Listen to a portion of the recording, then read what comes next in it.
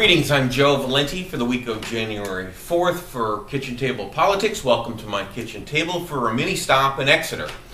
Stop by the Exeter Council meeting this week where we had a chance to listen in on some questionable bidding process where former Councilman Pribula was questioning Attorney Moses and our Council President Rich Murowski.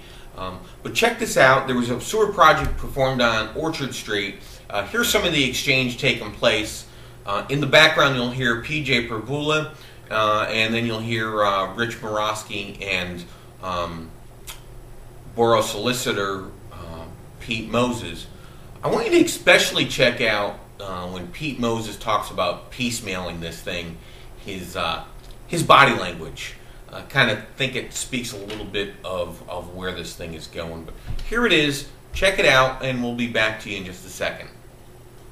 Collapse for the entire length of the street? Well, it didn't actually collapse, but it was in brittle condition. We did the first section, and as he proceeded, he brought me over because I was the only guy at Bell at the time. He just showed me I was crumbling in his hands. So we opted to go to the additional three manhole without going out to bid? It was emergency work. How does an emergency work? It was just... Well, let's take a chance of it collapsing. A chance of it collapsing? Yeah, you have a chance of it collapsing anywhere. The initial amount of money that started that project, what was the amount on that?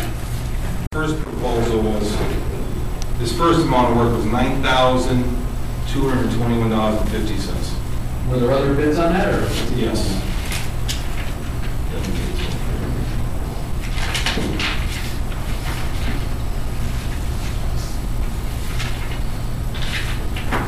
Second bid that was received from NB Enterprises, November 14, 2008, was $13,377, and third was from Stella Enterprises, Inc., November 17th, the amount of $10,400.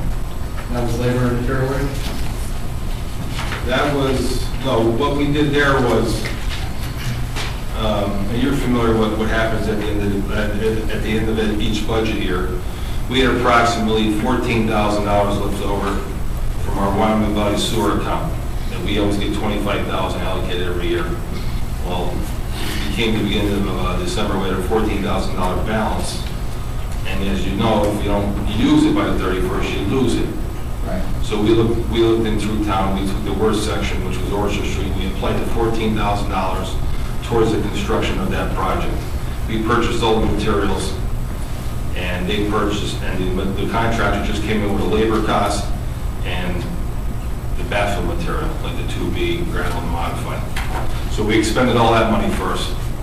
So we purchased all the materials up to $7,500 worth of materials. We purchased that, and the balance of that $6,000 some was put towards his first bill, the labor bill. And I mean, again, if I sat on council for just under 4 years, that's not considered irregular to break that up like that? Well, this council deemed it as an emergency. We have videotapes of it. Yes, we knew about it 4 years ago, but it's been getting progressively worse. Low spots, the sewer's not flowing properly. Right. Them down there blowing it out, keeping it clean. The neighbor, or some of the neighbors calling us complaining about sewer smell in their house. So it becomes a public safety hazard. So right. We have to act on it.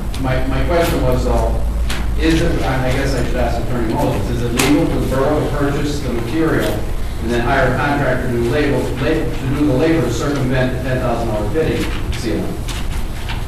Well, my familiarity with when this first went out was that it was bid appropriately. So once the scope of the work began, I don't know what had happened since then as far as add-ons or changes in the scope of the work. Yeah, not as far as the change orders, Pete, but the original scope of work, if I understand correctly, was one figure paid to the contractor for just under $10,000, and then the borough buys the material. Together, that exceeds the $10,000 rule, and I know that by state regulation, you're not allowed to break up the project into separate parts to circumvent the $10,000 rule. So my question is that legal? Well, I mean, I don't think that's piecemealing at all, because I think they were just bidding out to everybody the same scope of work. But again, the true cost of the project is $17,000 or $16,000, whatever, not $9,500. It exceeds $10,000 a project.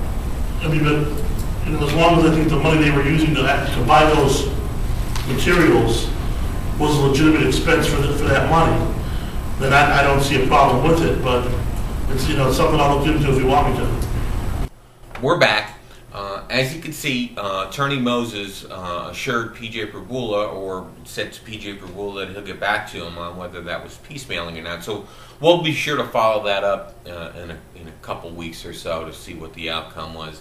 The other thing that came to light in this meeting was George Race, who's president of the Wyoming Area Taxpayers Association, asked Council President Rich Murowski how the insurance premiums and deductibles were affected in this year's budget. While they didn't have a tax increase, the insurance premiums and deductibles did in fact go up.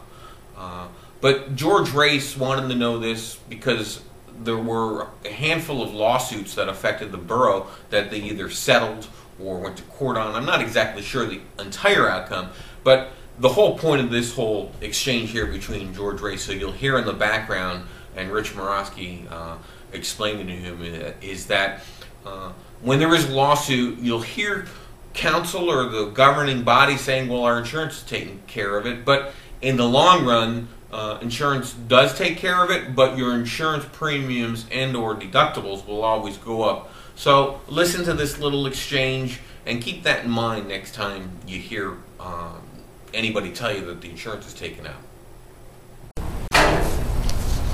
Could it have an impact? Absolutely. How? Payout. Insurance.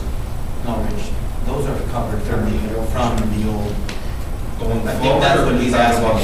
Seeing existing suits, The one, yeah, the existing suits. they fall under our older policies. So then, any unfavorable decisions would not affect this budget, Right. but going forward, they would. And that future suits. I see. Now, I think you told me this a couple weeks ago. Our liability insurance, how has that increased from the last budget to this? You know that, like right out? I think we went from 8 to 44. 8,000 to 44,000, and the deductible also increased from what to what? 10,000 to 100,000. So that's where the impact will be then on future lawsuits. Yeah, obviously. So as you can see, the insurance premiums went up quite a bit, and along with the deductible went up quite a bit. But you make that decision for yourself, what you think the outcome should be. Anyway, my name's Joe Valentine. Welcome to my kitchen table for another sub-edition of Kitchen Table Politics at Exeter Borough. Till next week, we'll catch you, and have a good week. Thanks, and bye-bye.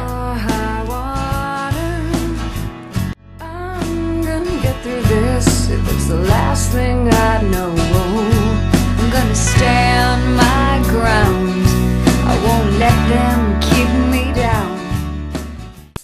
Moving, building a home, need a place to store your belongings? Contact On Call Storage. We make moving and storage a lot less stressful and convenient too. How does it work? It's simple. You'll get your own storage unit delivered right to your door. You pack it at your leisure and we'll transport it to our secure climate-controlled warehouse. When you need your belongings back, just call and we'll bring it right to your doorstep. It's that easy. Contractors, we offer portable construction storage containers too. Store all of your equipment and materials safely. Visit us on the web or call On Call Storage at 654-0221.